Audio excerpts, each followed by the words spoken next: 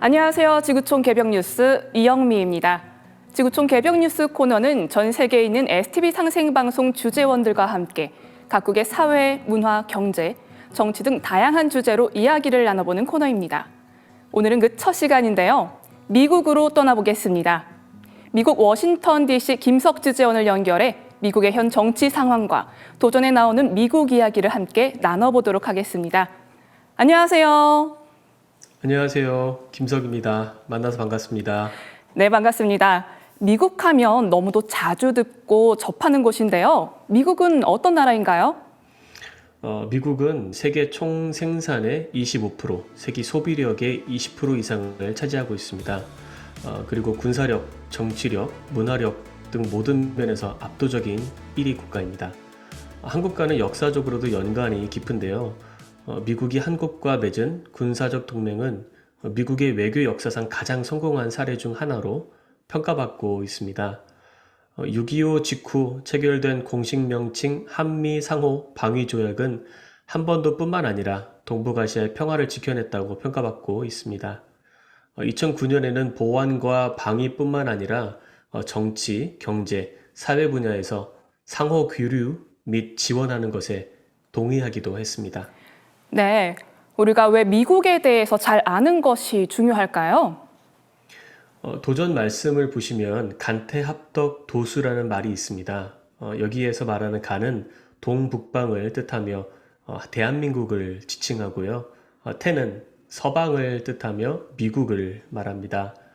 후천에는 동도서기라는 말대로 동방 한민족으로부터 상징임의 무국대도가 나오고 서양에서는 미국 중심으로 과학 문명이 발달하여 한민족과 미국이 후천을 함께 이끌어 나가게 됩니다. 네, 그렇죠. 정역팔계에서 보면 한국은 간소남, 미국은 태소녀로서 짝이 맞아 서로를 마주보고 있어 간태합덕의 파트너 관계라는 것이 잘 나타나 있습니다.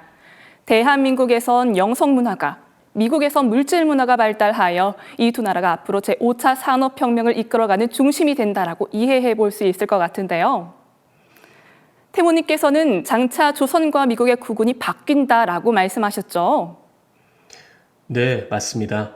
방금 말씀드린 모든 이유 때문이라도 가을 개벽을 앞둔 지금 이 시점에 다른 나라보다 미국에서 일어나는 일들을 아는 것이 상당히 중요하다고 생각합니다. 네, 미국에는 연방준비은행의 금리 상승, 우크라 러시아 전쟁 지원 등 지금 세계에 큰 영향을 미치는 이슈가 많은데요. 미국의 미래를 결정하게 될 2024년 대선에 바이든 대통령과 트럼프 전 대통령의 재선 도전이 화제가 되고 있습니다. 국제적인 파급력이 클 것으로 예상되는 한판 승부인데요. 관련 내용 짧게 정리해 주시죠. 네, 2016년 트럼프 전 대통령이 모두의 예상과 기대를 꺾으면서 미국 45대 대통령이 당선되었습니다. 전임 대통령인 오바마 대통령의 부드러운 신사적 이미지와 다른 강한 남성 리더로서 막말을 일삼지만 내세운 공약은 지킨다는 평가가 있었습니다. 최근 트럼프 전 대통령은 2023년 1월 공화당 대선 경선 여론조사에서 이비 디센티스 플로리다주 주지사를 대상으로 20% 앞서며 압도적인 1위를 굳혔습니다.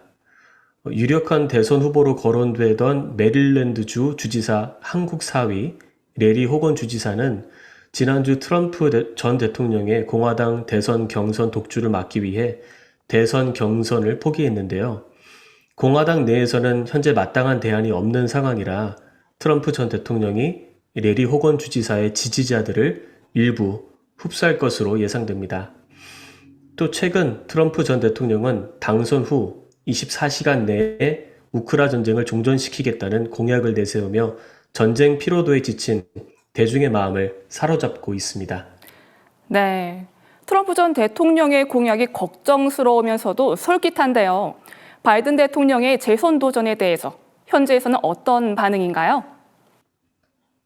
이 바이든 대통령은 78세였던 2020년에 당선되며 미국 역사상 초고령 대통령이라는 타이틀을 얻게 되었는데요.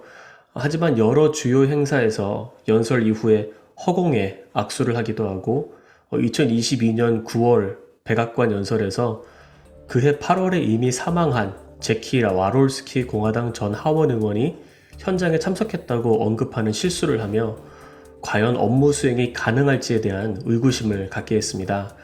현재 우크라이나 전쟁에 대한 국민 피로도, 미국 사상 유례 없을 경제 위기, 사우디와의 관계 악화, 아프가니스탄 철수, 치솟는 강력 범죄율 등으로 인해 국정 수행 지지도가 40%로 떨어진 상태입니다.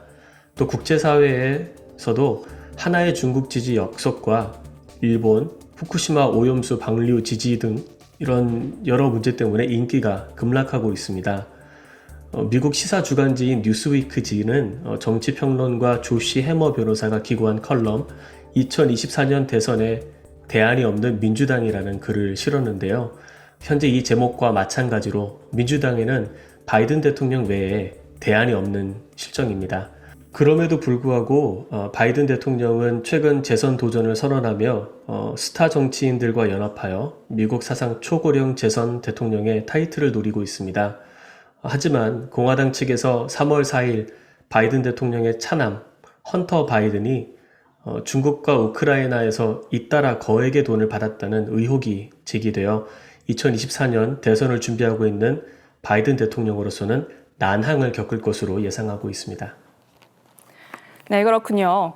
2024년에 치러질 미국 대선에 바이든이 연임에 성공했을 때와 트럼프가 다시 당선되었을 때 각각 우리 한국에 어떤 결과를 가져올까요? 네, 저의 개인적인 소견이지만 트럼프 전 대통령은 제임시 친러, 친북 입장을 취했었기 때문에 트럼프 전 대통령의 당선을 통해 미국은 동유럽에서 다시 동북아로 눈을 돌려 대중국 무역 전쟁에 초점을 맞출 것으로 예상됩니다. 러시아 전쟁이 막을 내릴 것이고 미국 대 북한 또는 미국, 북한, 한국의 3자 평화협상 대화가 이어질 가능성이 높습니다.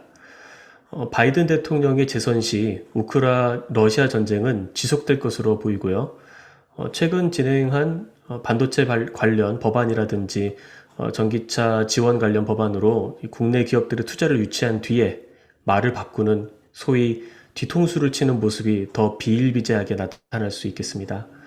바이든 정부는 현재와 마찬가지로 동맹의 대가를 지불하길 바랄 것이며 한국은 국익을 따르느냐, 유럽 등 분쟁 지역에 더 많은 군사 지원을 하느냐, 중국, 러시아와의 관계를 단절하느냐 등을 선택해야만 하는 기로에 놓일 것으로 예상됩니다.